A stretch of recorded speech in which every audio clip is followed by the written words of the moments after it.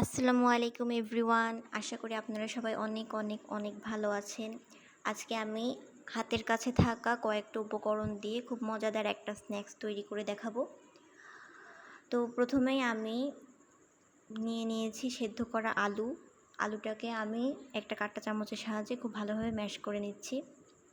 এবার ওই আলুর মধ্যে আমি দিয়ে দিয়েছি পেঁয়াজ কুচি, কাঁচামরিচ কুচি, হাফ চা চামচ হলুদের গুঁড়ো, হাফ চা চামচ ধনিয়ার গুঁড়ো, হাফ চা চামচ গরম মশলার গুঁড়ো আর 1 চা চামচ ম্যাজিক মশলা।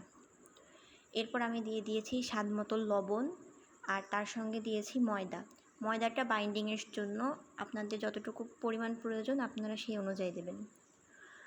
এরপর আমি একটা কাঁটা চামচের সাহায্যে সবগুলো উপকরণকে খুব ভালোভাবে মিশিয়ে নিচ্ছি।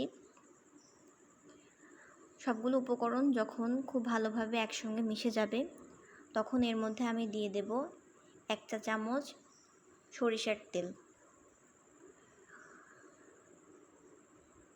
সরিষার তেল আমি এখানে দিয়ে দিলাম।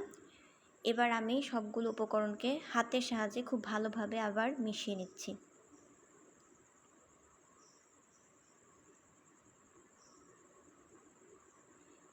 মিশ্রণটা যখন খুব ভালোভাবে মিশে যাবে একটা কড়াইতে আমি এবার তেল গরম করে নেব।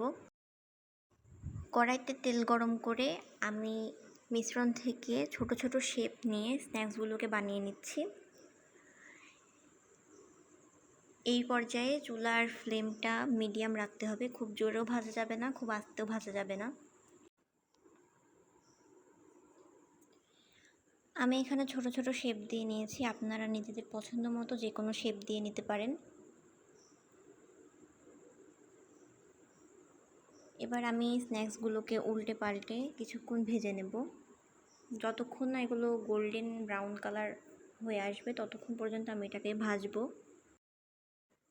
চুলায় মিডিয়াম ফ্লেমে প্রায় 5 থেকে 7 মিনিট ভাজার পর আমার স্ন্যাক্সগুলো গোল্ডেন ব্রাউন কালার হয়ে গেছে।